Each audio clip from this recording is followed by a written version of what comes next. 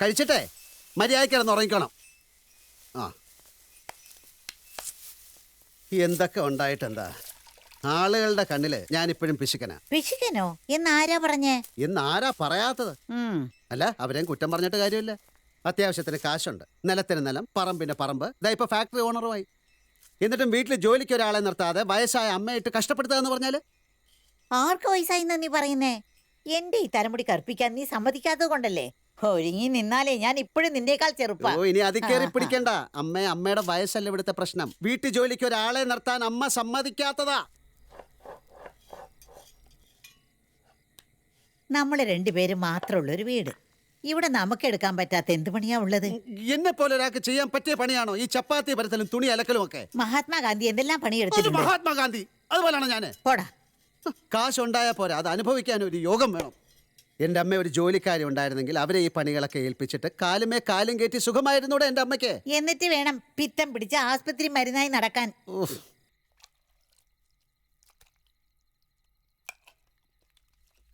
ആളുകൾ പറയുന്ന അമ്മയ്ക്ക് എന്നെ വിശ്വാസമില്ല എന്നിട്ടാന്ന്. പലപ്പോഴായിട്ട് എത്ര പേരെ പരീക്ഷിച്ച? കഴിഞ്ഞ തവണ എന്ന പട്ടാമ്പിക്കാരി പെണ്ണ് എത്ര മര്യാദക്കാരിയായിരുന്നു. അവളെ ഒരു 10 ദിവസം തികച്ചിവിടെ നിർത്തിയോ? വൃത്തിയില്ല, പറഞ്ഞാൽ കേൾക്കത്തില്ല, തൊട്ടതിനൊക്കെ കുറ്റം. അവസാനം അവളെ പെട്ടിയെടുത്ത് സ്ഥലം വിട്ടപ്പോൾ അമ്മയ്ക്ക് സമാധാനമായി. ശരിയാ. ഷോ, അവളിവിടെ ഇറങ്ങിയപ്പോഴേ എനിക്ക് സമാധാനായത്. എടാ, ഭർത്താവ് ഉപേക്ഷിച്ച പെണ്ണ്, ചെറുപ്പം വിട്ടിട്ടും ഇല്ല. ആരെങ്കിലും എന്തെങ്കിലും അപവാദം പറഞ്ഞാൽ ചീത്തപ്പേര് ആർക്കാ? പിന്നെ ഇത് പേടിച്ച് ലോകത്ത് വേറെ ആരും ജോലിക്ക് ആളെ നിർത്താറില്ലല്ലോ. നീ ഒരു കല്യാണം കഴിച്ച് ഭാര്യയും കുട്ടികളായിട്ട് കഴിഞ്ഞാ എത്ര പേര് വേണമെങ്കിലും നിർത്തിക്കോ. എനിക്കൊരു പരാതിയില്ല. എന്താ അത് പറഞ്ഞപ്പോ മിണ്ടാട്ടം ഇല്ലാത്തത്? അച്ഛൻ മരിക്കുമ്പോ എനിക്ക് എത്ര വയസ്സാണെന്നാ പറയാറ്? 2.5. 2.5. അന്ന് അമ്മ ചെറുപ്പമല്ലേ? വേറെ കല്യാണം കഴിക്കാൻ വേണ്ടപ്പെട്ടവരൊക്കെ നിർബന്ധിച്ചിട്ട് അമ്മ സമ്മതിച്ചില്ലല്ലോ. എന്തുകൊണ്ടാ? ഉള്ള സ്നേഹം മുഴുവൻ എനിക്ക് തരാൻ. ഞാനും അങ്ങനെ തന്നെയാണെന്ന് കൂട്ടിക്കോ. എനിക്കിനി എൻ്റെ അമ്മയ്ക്ക് വേണ്ടി ജീവിച്ചാൽ മതി. പോടാ, നിന്റെ ഈ വക ന്യായങ്ങളൊന്നും എനിക്ക് കേൾക്കണ്ടെന്ന് ഞാൻ പറഞ്ഞിട്ടില്ലേ? അല്ലമ്മേ, എനിക്കിങ്ങനെയുള്ള ഉത്തരവാദിത്തങ്ങളൊന്നും പറ്റില്ല. നമ്മളുമായി ഒരു ബന്ധമില്ലാത്ത ഒരു പെണ്ണ് ഇവിടെ കിടന്ന് മേയുക, നമ്മുടെ കാര്യങ്ങളിലൊക്കെ ഇടപെടുക, എൻ്റെ അമ്മയെ കയറി അമ്മയെന്ന് വിളിക്കുക. എനിക്കൊരു പരിചയമില്ലാത്ത അവളുടെ അച്ഛനെ അമ്മയെ കയറി അമ്മേ അച്ഛ എന്ന് ഞാൻ വിളിക്കുക. ചിലപ്പോൾ ചില പേട്ട ചെറുക്കന്മാരെ അളിയോ എന്ന് വിളിച്ചുകൊണ്ട് ഈ വീട്ടിൽ കയറി വരിക. എന്തൊരു ബോർ ഏർപ്പാടാണത്. നമ്മൾ അമ്മയും മോനും മാത്രം മതി. നമ്മളിങ്ങനെ ഇണങ്ങിയും പിണങ്ങിയും സ്നേഹിച്ചും തല്ലുകൂടിയും ഒക്കെ അങ്ങനെ കഴിയും. അത്രയ്ക്കുള്ള സമയമുള്ളൂ ഈ ജീവിതത്തിന്. കിടന്ന് ഉറങ്ങേ കിടക്ക്. അയ്യോ, ഗുഡ് നൈറ്റ്. ഈശ്വരാ ഭഗവാനെ. എന്താ അമ്മക്കുട്ടിയമ്മേ, ഉറങ്ങാനുള്ള ഭാവമൊന്നുമില്ലേ? എനിക്ക് ഉറക്കം വരുമ്പോ ഞാൻ ഉറങ്ങിക്കോളാം. ഓ, അങ്ങനെ വെറുതെ കിടന്ന് ഉറങ്ങിയാൽ പോരാ. നല്ല മനോഹരമായ സ്വപ്നങ്ങളൊക്കെ കണ്ടുറങ്ങണം. എനിക്ക് കാണാൻ ഇനി ഒറ്റ സ്വപ്നല്ലേ ഉള്ളൂ, നിന്റെ കല്യാണം.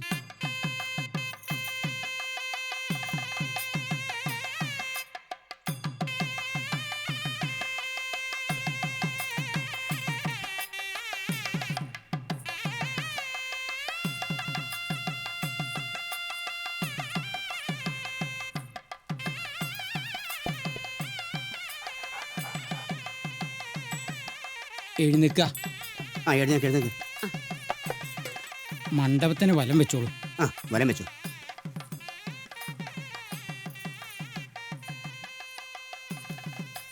ഇങ്ങോട്ട് നീങ്ങി നിൽക്കും. ഭഗവാനെ മനസ്സിൽ ധ്യാനിച്ച് ഈ മാലയങ്ങൾ ചാർത്തിക്കോളൂ.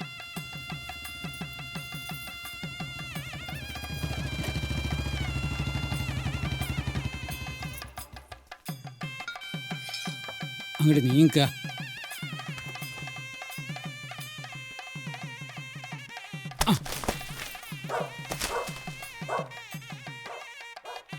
ശുഭം. ദോഷങ്ങളെല്ലാം തീർന്നു. ഇനി മണിയെ നോക്കിക്കോ. മണി പോലുള്ള ചെറുപ്പക്കാര് ഈ മുറ്റത്ത് വന്ന് ക്യൂ നിൽക്കും. ഇതെന്താ സംഭവം? ഓ, ഒന്നുമില്ലെന്നേ, ഒരു ചെറിയ ദോഷപരിഹാരം. വരുന്ന ആലോചനകളൊക്കെ ഓരോ കാരണം കൊണ്ട് മുടങ്ങുന്നു. നോക്കിയപ്പോ അവളുടെ ജാതകത്തിന് ചില പ്രശ്നങ്ങളൊക്കെ ഉണ്ട്. എന്നാ പിന്നെ അതങ്ങ് തീർന്നോട്ടെന്ന് വെച്ചു. നീ എന്നാടാ ഇത്രയും വലിയ വിശ്വാസിയായത്? പണ്ടീ നളിനിയെ തട്ടിക്കൊണ്ടു പോരുമ്പോ ജാതകോ പൊരുത്തോ എന്തെങ്കിലും നീ നോക്കിയിരുന്നോ? അല്ല, അത് പിന്നെ അന്നത്തെ ചുറ്റുപാട്. അല്ലെങ്കിൽ ഈ പ്രേമ വിവാഹത്തിന് ഒരു ഒറ്റപ്പെടുത്തേ വേണ്ടു. മനപ്പൊരുത്തം അല്ലേ മണിയേട്ടാ? മനപ്പൊരുത്തം നല്ലോണം ഉണ്ടായിരുന്നു. ദേ, ഇവള് ഹിന്ദി വിദ്വാന് പഠിക്കുമ്പോഴാ ഇവൻ എന്റെ കുഞ്ഞമ്മാവന്റെ പറമ്പിൽ ചെത്താൻ വരുന്നത്. 3 കൊല്ലം പ്രേമിച്ചിട്ട് ഒരു ഈച്ച പോലും അറിഞ്ഞില്ല. ഇവളുടെ കല്യാണ നിശ്ചയത്തിന്റെ തലേന്നാ 2 പേരും കൂടി ഒളിച്ചോടിയത്. ഒളിച്ചോടാൻ ധൈര്യം തന്നാരാ? ഈ അമ്മക്കുട്ടി എടുത്ത് തന്നെ. അല്ലെങ്കിൽ തീവണ്ടിക്ക് തലവെക്കാൻ നിൽക്കായിരുന്നില്ല രണ്ടാളും.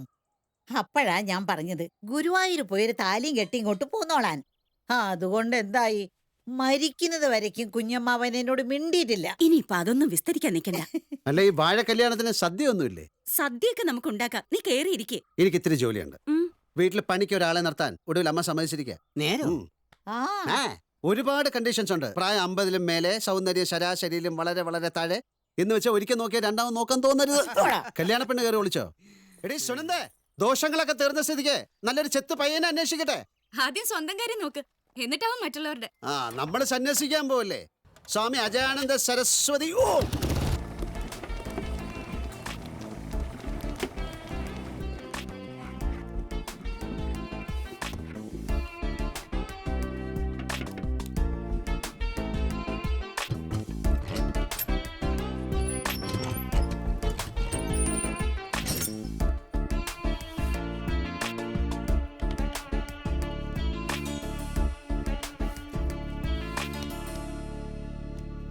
വരുന്നേ, ആ ഭയങ്കര വർക്കിലാണല്ലോ. കണ്ടോ, ഇത് കുടുംബശ്രീയുടെ സോപ്പ് കമ്പനിയാ. പക്ഷെ ഇതിന്റെ ചാർജ് മുഴുവൻ ഈ കുട്ടിക്കാ. ചെത്ത് കൊലത്തൊഴിലായതുകൊണ്ട് മണിയൻ ഇപ്പോഴും അതുകൊണ്ട് നടക്കുന്നേ ഉള്ളൂ.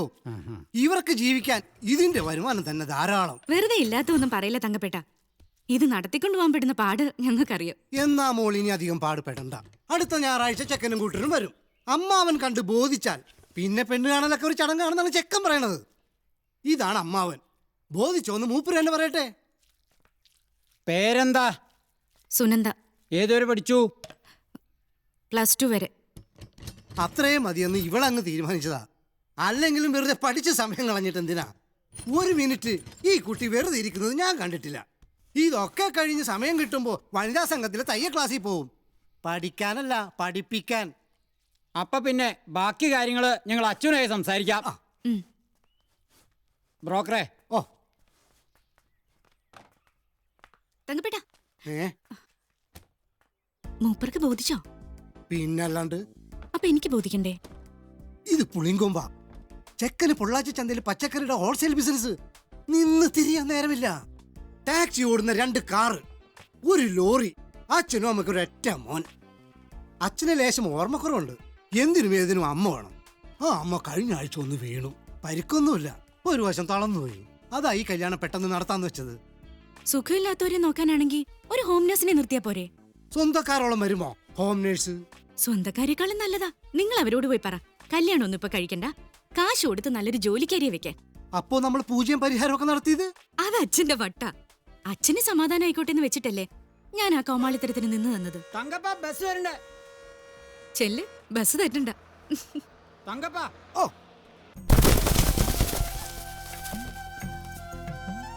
മോഹന, മൂത്തത് നോക്കിയിട്ടോ. ഓ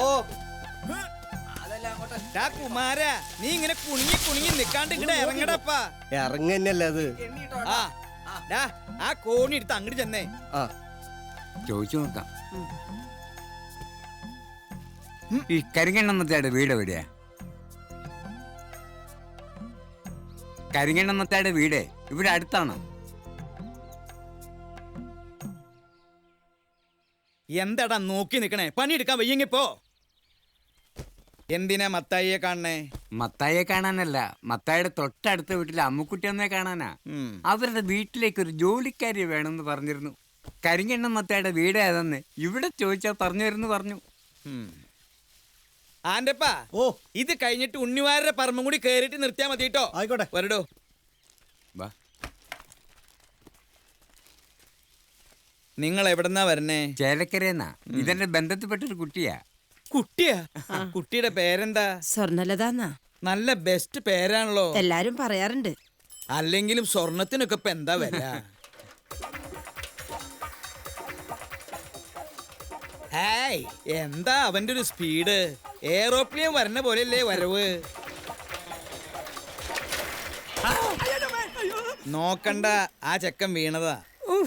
മനുഷ്യൻ കാരണം സൈക്കിൾ ഓട്ടാനും പറ്റില്ല നാട്ടില്. അതെ, ഈ മത്തായി എന്ന് പറയുന്നത് ഞാൻ തന്നെയാ.